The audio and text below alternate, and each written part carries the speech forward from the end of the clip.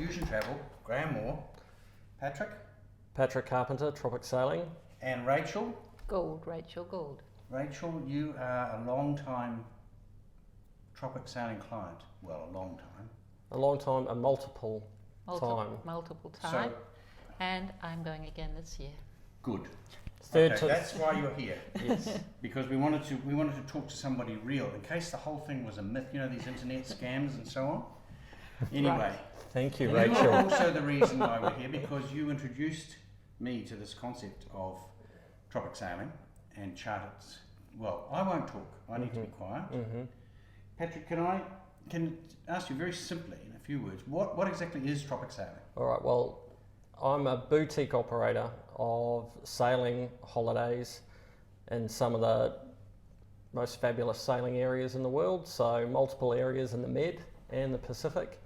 I take small groups, generally of around 6 to 8 people, and I skipper and I guide the trips throughout the areas. Pretty much a one-man band, a very personal approach to what I do, and show everyone a good time. And how did that start? How did it come about? How did you get involved? I was on a OE many years ago, and I fell into this type of work at the end of another project finishing up, working for the likes of Intrepid and Gap Adventures.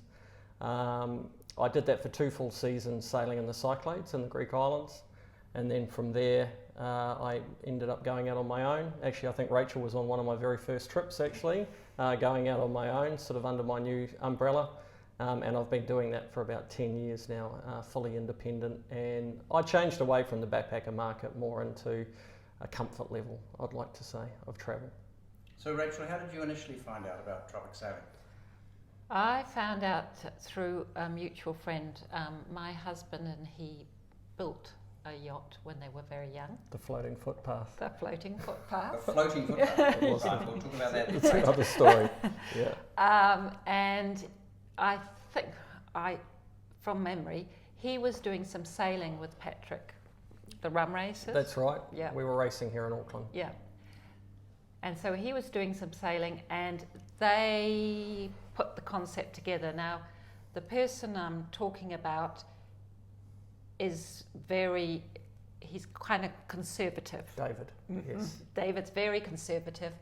And so if he had confidence in you, I had confidence in you. Right. So part of the reason for this was to probably expose you a little bit more, Patrick, because likewise, I got involved because of a referral from Rachel. Yes. But to give up a week or 2 weeks and go sailing with someone you don't know is quite a scary thing for a lot of people. Absolutely. So trust is a very big side of it. How do you normally build that trust? That's a good question. I guess through the years, especially where I was sailing, where I initially started out, I actually, from when I was a kid, I think I naturally had it from when I sailed, because I've been sailing since I was 10. I'm now 45 years old, so that's an awful lot of sailing.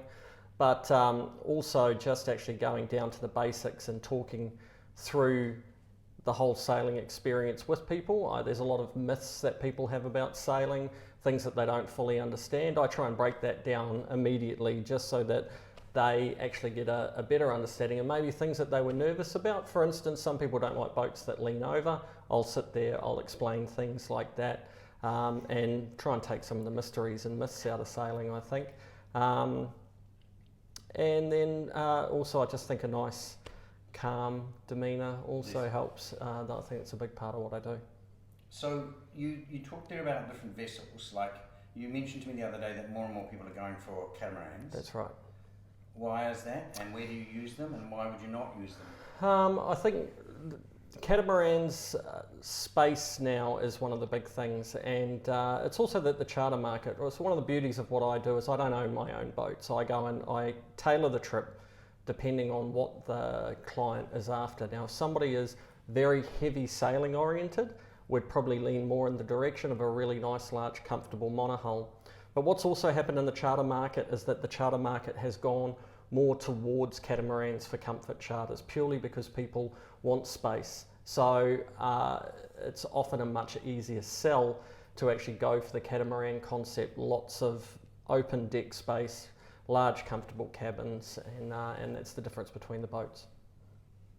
So what about, can you tell me how a normal day would, a few days sailing? Because what I've realised in the process is this is quite different to sailing in New Zealand. This is not like, sailing in New Zealand to me is very, I hesitate to use the word solo, but I mean, you're on your own. You go to the Mercs or you go to the Bay of Islands, you need to pack food for a week. You might go back into Russell once every 5-10 days.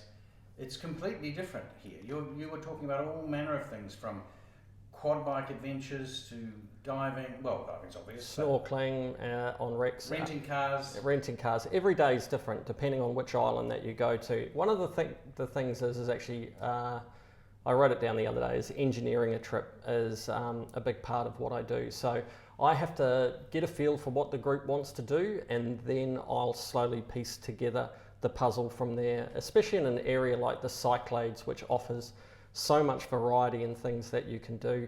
Some people want to go to bigger, busier places, so I can take them to bigger, busier places. Some people want to be completely off the beaten track and most of the time laying out on an anchor. So I'll change it up depending on what the client wants to do. But there's a mix of a lot of small islands. Each has a different flavour to it. Like you said, I'll sometimes have cars organised. I go off an ethos that I really don't want people to think about anything, but also that weighs heavily on the other side, that I have to perform. I have to deliver on a trip that's going to give everybody something of what they want. So I listen carefully, and then when we get to certain islands, I'll have cars waiting, or we'll jump on buses and go up hills, and I'll wander them through villages and take them and see archaeological sites. Take them to far-flung beaches, etc., etc. That restaurant, obviously, Matina's, which you can probably... Have you been twice to the one, up in the hills? Yes. So Rachel, can you tell us about some of the dining experiences? What do you do? You don't eat every night on the yacht, for instance? No, we don't. It depends if you're on anchor or you're in a little port. A little port, yeah. And even if you're in a little port, it might not be... Someone might not want to go out. It's very, very flexible. But it's lovely, the little ports in the Cyclades. As I say, I've been twice, and just going to and they're quite different. They're really, really different. And but then you just might have a barbecue, and that's fun too. Yeah. So it's what I like about it's no set itinerary, and it changes up. Like I remember on that first trip we did, we missed out an island because of the winds. Mm-hmm. So it's totally flexible. It's totally flexible because Patrick looks after our safety and comfort as well. Yeah. So getting back to the restaurants, I heard that obviously Patrick knows the best places, or I'm sure you explore some new stuff all the time, mm-hmm. But I've heard interesting stories like goon sacks of wine being taken back from restaurants. What was that all about? Absolutely. Did you have something to do with that? Well, it depends who's telling the story. There's been good goon sacks and bad goon sacks along the way. But there's one particular restaurant in a little bay called Varthi on Sifnos, which actually serves an organic wine from Lemnos, which is up in the northeastern part of the Aegean.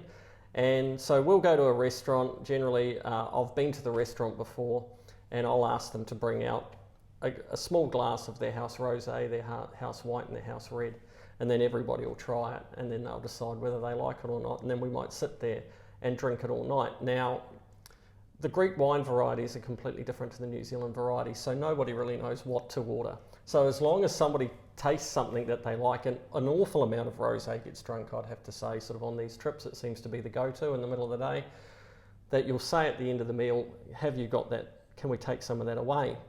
I remember in that particular one that he was mortified to tell us that it was going to cost more than it was on the menu to take it away. I don't know what the reason was. but instead of it being €4.50 per litre, it was going to be €5 per litre. Five, is that all? €5 per litre to take it away. And I think we took a 20 litre box of the stuff away, and we would just decant it down into bottles on board the boat. And that would be the lunchtime go-to every day. It'd be grab a bottle of rosé out and they'd be into it. Or for the evening drinkies once we were secure in a port, which is a whole different entertainment as well. A lot of these areas, and I mean New Zealand now, is we all know is becoming shockingly expensive. Mm-hmm. It's nowhere near that in Greece especially, and I would say it's still extremely affordable in Greece. I think a lot of the places you go to, the menus can be quite similar. It's the same menu over and over again. Yeah. And so that's made it more important for me to go out and start exploring different places. And then the food might be good, but maybe the location's not so good. Or the food might be okay, but the service is fantastic. So that's a big thing for me, is to obviously find a... So what about the food on board? When you arrived, Rachel, what happened there? You don't have to bring your own food, obviously. What do you do? No, well, we just go out. I don't know if you run all of them like this. We do, pretty much, yeah. We just sort of had a kitty, like when you were flatting, Yes. and then you just put the money in, and then a few of you went to the shops and bought enough for, I think the first time we bought far more than we did my trip. The second time. The second time. Because it was a more finely tuned approach the second time. Yeah. And you just buy just nice Greek food, a lot of feta and tomatoes and all that sort of thing. Often the starting points that I start out from have really good supermarkets nearby. So I'll either have a car or they'll deliver, and I've even got shopping lists and everything made up. So we'll go down and we'll work through that. Can use my shopping list as the backbone of it, and then just add whatever else you like in on the side. So what's your main market for it? What's the age group and the sort of demographics? Like I say, they're more comfort level trips that I do. There's a lot of people that are out there battling in the backpacker market, and that's just not a market I'm really involved in. Mine's more, like I say, large, comfortable catamarans, and so the clientele is slightly better off, and also people that are good groups of friends. So often I would say, seriously, I've had people right up into over 80 in age come on trips, but generally people are probably in the 50 to 75 age group, and groups of friends and close groups of family that are maybe getting together for a reunion. And when I say family, it's probably more grown up kids than smaller kids. That would probably be the core of what I do. So the problem I find with a lot of these things is and it's a nice problem to have, you decide you're going to do something, and of course you start chatting with friends, and the next thing other people want to come. Mm-hmm. Now, obviously it's not a 200-room hotel, so if someone else wants to come along, how do you have access to bigger boats, or do you normally get another boat, or how would... I've run tandem trips, so what would happen is 10 is the stickiest number, I'll just have to say that. 12's fine, because you can do 6 on one boat and 6 on another boat, and then anything over that you can work out. But yeah, where I've ended up in exactly the situation that you just said, where somebody organised it, and then next thing a friend heard about it, they wanted to do a family reunion, like I said. We had the large Beneteau that Rachel sailed on a couple of times, and then I got another 54-footer that came alongside, which in fact you're sailing on this year, which is really good for a number of 6. So we had 8 on one boat and we had 6 on the other boat, and it worked out fantastically well. Somebody's fine. Okay, so what's that boat? What's the vessel layout like? Like I say, it's more a comfort level that I go for. That there's boats out there that will have 3 cabins and just 1 bathroom on them, which is not really suitable for what I do. So what I tend to do is get boats that will have their own cabin and ensuite for each of the couples or the parties on board, and so it just raises the level of comfort a little bit more. It's not cruise ship style cabins, but you spend very little time in your cabin anyway. They've got large saloon areas in them that are quite comfortable. Rachel, you loved it down in the saloon. Yeah, I did. On that particular boat, and it's actually fairly similar on the boat that you're on. It's got a very large, comfortable saloon area that while you're actually sailing along in the middle of the day, we're in quite windy conditions, and Rachel was down there reading a book. Yeah. And it was one of the least amount of movements in the boat, right down where Rachel used to sit on that day. So on a lot of days actually. But everyone finds a place on the boat that kind of ends up being their happy place. A little nook, a little cranny. So do you sometimes get mixed groups with people that don't know each other? Yeah, occasionally we do that. So where people can't get a whole group together themselves, they have to be a little bit more flexible in their dates. They can't go nailing down dates and often boat types, and then we will partner them up with other people to make up a complete group. There's a little bit more of a premium on that because it's not as easy as for us as putting a whole booking together just with a whole group already, but there are ways that people can come out and do that. So Rachel, are you going to the Cyclades again? No. Where are you going this time? We're going to the Ionian. Ionian, yeah. So it's a different boat. We're going on a catamaran this time. It is a cat, a very large one. But it was a monohull both times last time. So what do you think that what are going to be the high points for Rachel this time?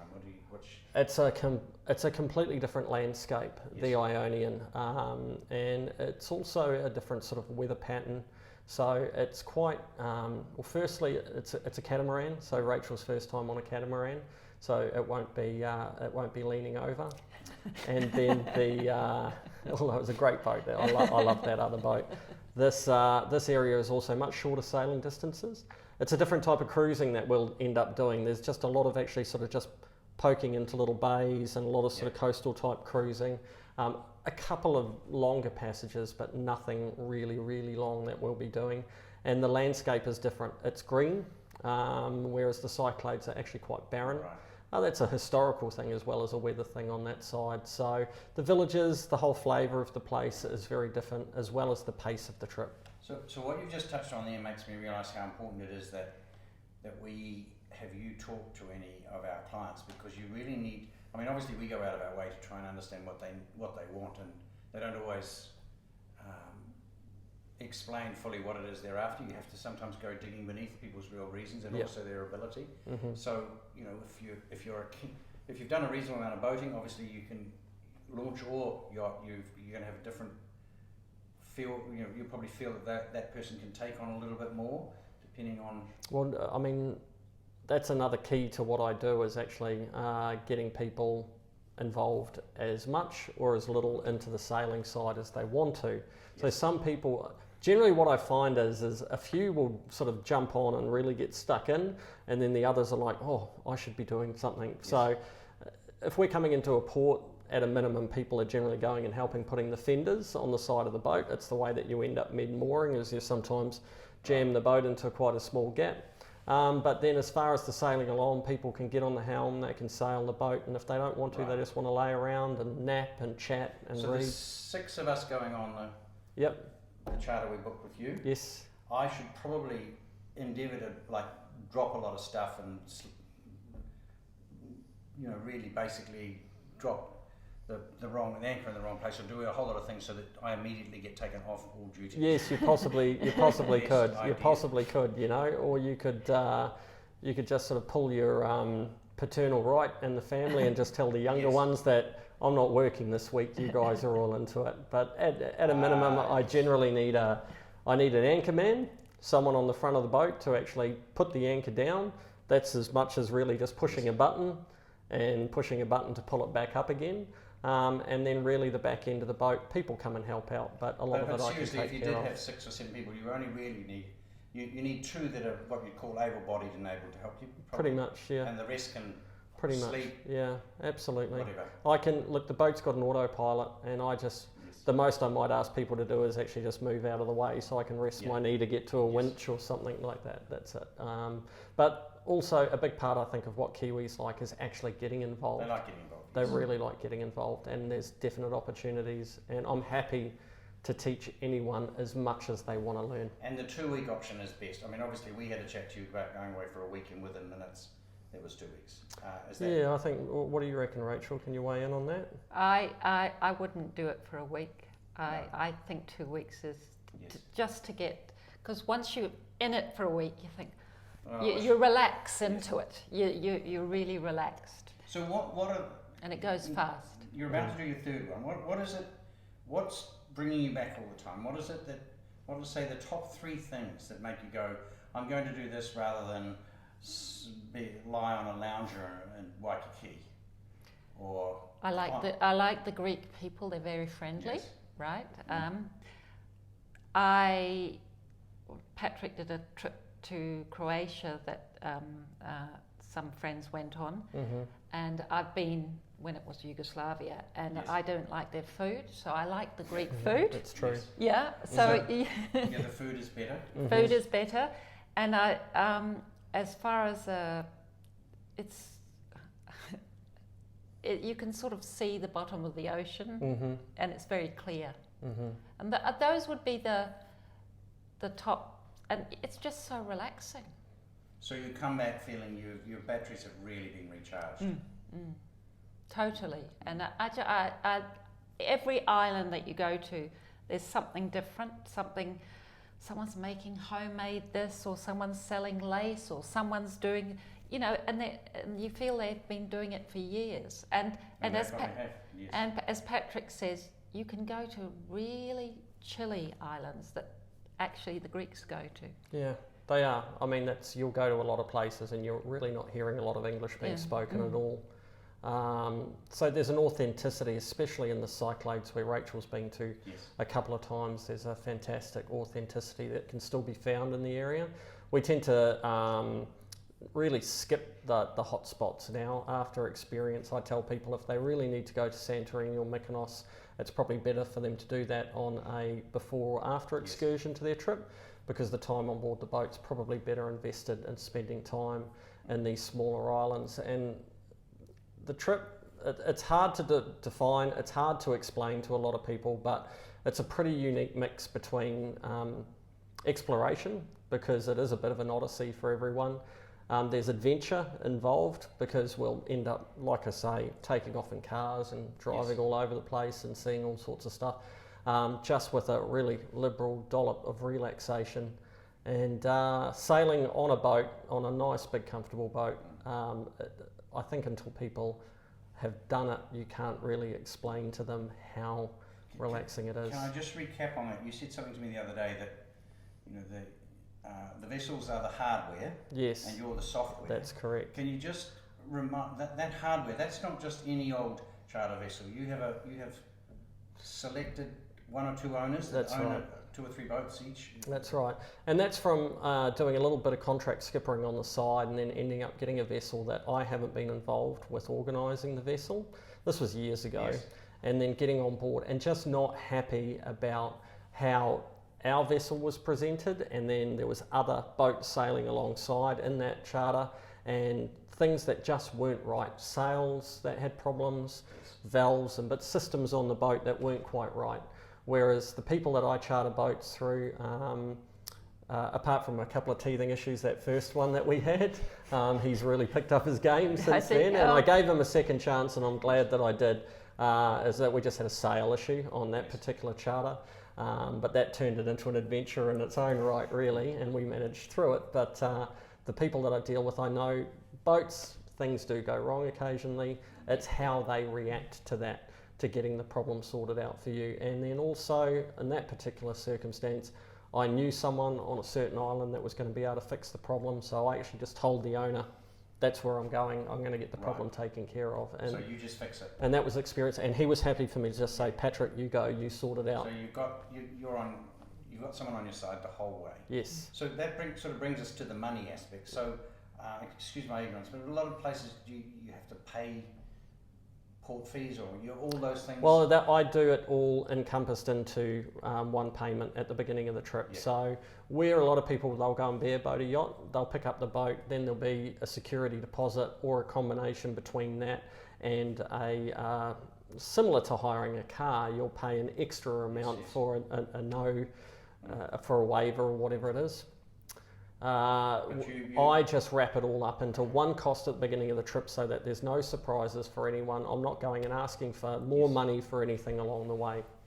So then, give us a little bit of an idea about what those costs are. Really, in the comfort level trips, they're still ballparking probably between $2,000 to $3,000 per person is it per fortnight? No. Is it? No. You did tell me. Hang on. It's in your notes there. No, it's per week. Per week. So you're looking generally for a couple to go. It's generally around the $8,000 to $10,000 mark for a 2-week experience, just depending on what level of boat that they want to go for. Like I said, monohulls can come in a lot cheaper. In fact, actually that cost can come right down depending on what people want to do. Some people will get in for as low as just over a couple of thousand. 3 couples on that. Yeah. Because I know when I did the sums, I thought, well, this is basically costing me the same per night as it would cost for the 3 couples in a hotel. Yes. Yeah, that's it. It's I wouldn't say that they're a floating hotel, but it's a snail. It's your transport, it's your hotel, it's your beach, it's everything all wrapped into one, and then you find that people actually get quite attached to the boats as they go along. So yeah, it's like I say, just a matter of finding the right boat, the boat type that they want to go for. Then I'll provide multiple options so that they can work out what price-wise works out for them, and then we take it from there. Okay. Anything to add, Rachel? Oh, I just think that it's just... What I like about it is that it's not set. You're moving all the time. Even when you arrive, you don't quite know what to expect on the upgrade of the boat. When the second time around, you just don't know what's actually. But it's a sense of adventure, in a comfort sense of adventure. You know. I was going to say a curated adventure. Yes. And you've got someone at the helm, literally. But also from a management point of view, restaurants, activities. Yes. Yeah, but it's not. It's not on the Rose River boats on the Danube. Not on where it's very, very managed. I like the fact that it changes slightly. So you come into some last question. Yes. Because the more questions I ask, the more questions I hate myself. Right. Sure. So when you come to some of these bays. How many vessels are likely to be there? Is it Bay of Islands on a Christmas Eve? No, I tend to steer away from that kind of thing. I mean, there'll be some ports that you can't always go to a super quiet place. Yeah. You've got to inject yourself back into civilization every once in a while. But I'm quite selective about the places that I go for those. For instance, Naxos would be one of the busiest ones that we go to, and we'll actually do a full day trip on Naxos. So we don't spend the whole time inside the main town, although it's a great main town. There's a lot going on. But then there are certain places which, if you think, one of the ones that we did the beach barbecue at, I think I back it right back into a tiny little crack, and there's a beach at the back of it which would probably only be 15 square metres of beach, and it's all ours, and no one else can squeeze into the bay, and nobody even really knows that the anchorage is there. And then it just ends up belonging to you for the period of time that you stay there for. But a lot of the time there may be a handful of boats around, but those are the places that I know Kiwis particularly like going to, because it's a little bit like what we do here at home, but and there's some spectacular places in New Zealand, but by goodness me, I mean, like Rachel says, the water can be 15, 20 metres deep, and you can still see the colours of the bottom of the water. It's just magnificent. Well, that is a very nice image for us to finish on. All right. So thank you, Rachel, for coming along, and thank you, Patrick. No worries. All the information that anyone needs is on the website. So www.Tropic Sailing. There's Instagram, there's Facebook. So lots of resources there. But like I say, it's quite bespoke, everything that I do. So the first port of call is just to contact me, and then I pretty much walk people through the process from there. Excellent. No worries. Thank you. Thank you.